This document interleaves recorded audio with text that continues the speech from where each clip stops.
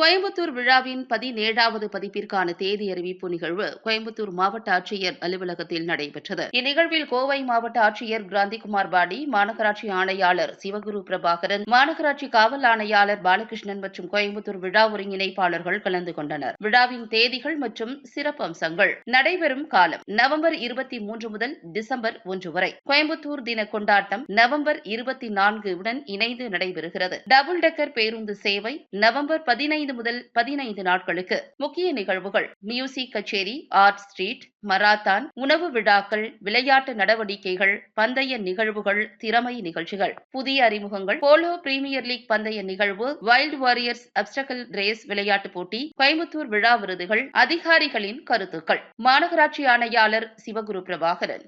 மாநகராட்சி நிர்வாகம் கோயம்புத்தூர் விழாவிற்கு தேவையான அனைத்து உதவிகளையும் செய்து உரிய ஒத்துழைப்பு கொடுக்கும். மாநகராட்சி காவல் ஆணையாளர் பாலகிருஷ்ணன். மாவட்ட நிர்வாகம், மாநகராட்சி நிர்வாகம் மற்றும் காவல்துறை ஆகியவற்றை இணைத்து இந்த தொடக்க விழாவை ஒருங்கிணைத்ததே கோயம்புத்தூர் விழாவின் முதல் வெற்றி.